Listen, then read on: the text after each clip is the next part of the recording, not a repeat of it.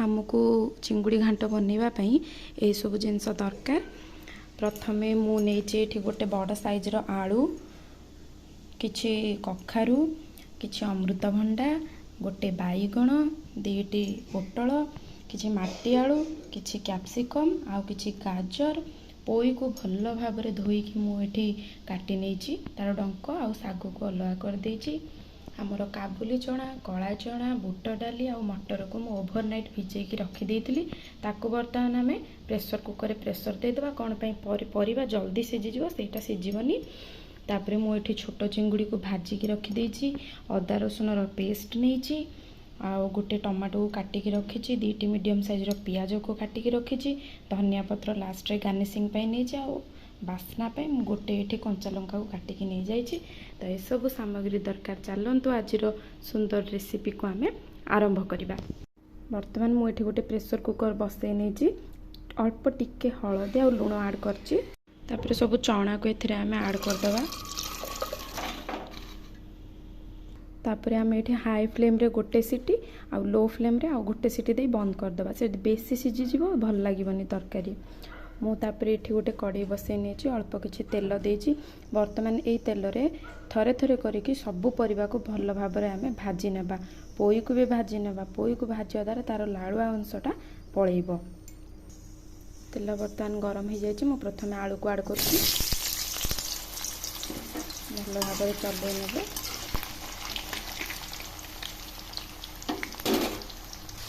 आलू बर्तमान हो आसला। बर्तमान आम आलू को काढ़ीदे। तापर मुझे नेक्स्ट बैगण को आड करदेवी।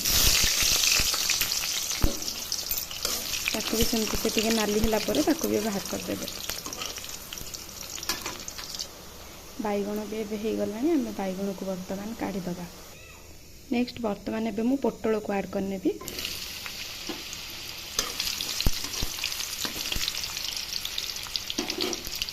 बर्तमान पोटल भी हो गलानी। आम बाहर करदे। परिबा गुड़ी को जस्ट खाली टिके भाजीबाई आम तेल रे भाजीबा। नेक्स्ट मुझे कखारू को आड कर दूची।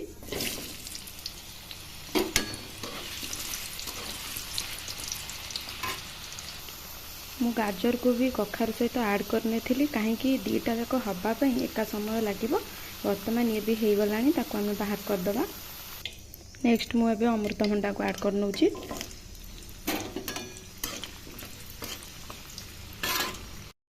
बर्तमान देखिपे अमृतभंडा भी फ्राए हो गलानी। ताकू बर्तमान एबे आमे बाहर करनबा।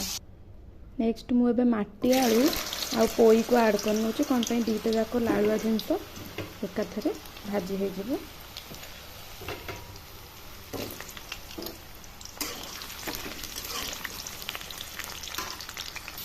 ये भी बर्तमान भल भाव हो गलानी। आपको आमे बाहर करनबा। कैप्सिकम को मु फ्राए करिविनी कौन पे अन्य सब परिवा सहित से इजिली सीझीज। या चलतु बाहर करनबा।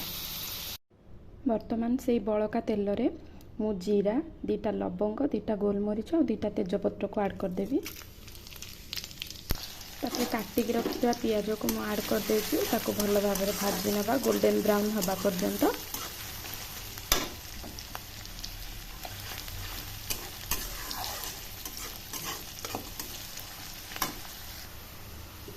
पियाज बर्तमान भाजी हो गलानी भल भाव में। एबे हम अदा रसुण पेस्ट आड करदे 2 टेबल स्पून।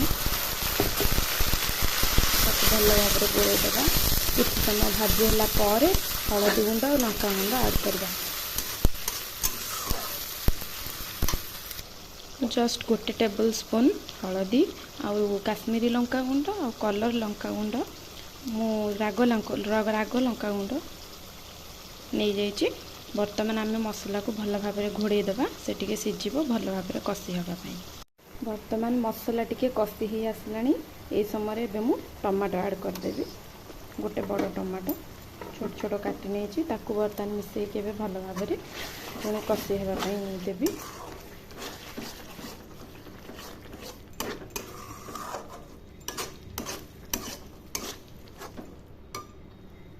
मुझे मसला को 5 ରୁ 7 मिनट कषि नहीं। यही टाइम रे मुझे टिके करी पाउडर पकेबी। गोटे टेबल स्पून करी पाउडर आ द्वारा भल टेस्ट आसो। पकईकी ताको पुणी गोलई नबा।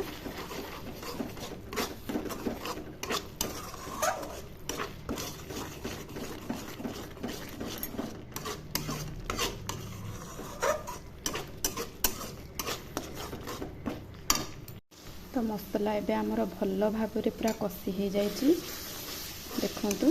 तापर एबे जेते आमे परिवा को फ्राए करके रखी थे से सब को बर्तमान एबे आमे ऐड करनवा।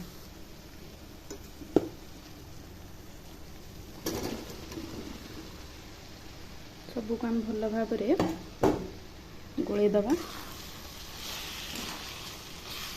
भल भाव गोलेकी ताकू भाजिकी सिझी हवापाई दबा।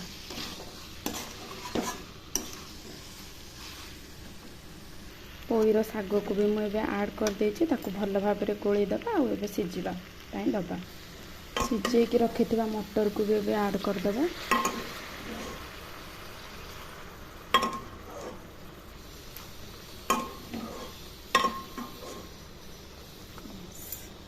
गोले दबा। तो देखि पारुथिबे परिबा पूरा हमर भल भाव सिझी गलानी, मसला सहित कषि भी हो गलानी। एबे आमे अल्प टिके कस्तूरी मेथी ऐड कर दबा, भल फ्लेवर आसीबो।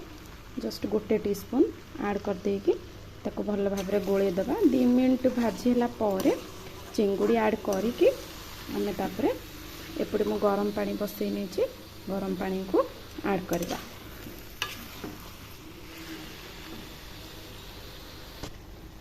बर्तमान आमे भाजिकी रखिथिबा चिंगुड़ी को ऐड करनबा।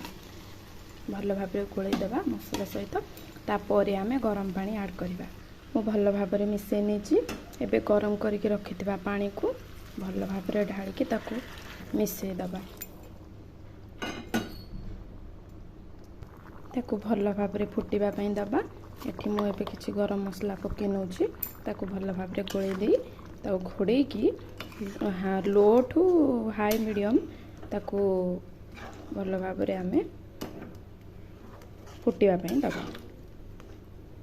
आपण ये समय लुण को टेस्ट करने स्वाद अनुसार लुण जदि कम थी ताकू अप्लाई करदे। तो एबे मु लास्ट रे ताकू टिके छुंक दे देबी। तेल रे किछि लंका जीरा आ रसुण नहीं जाइए।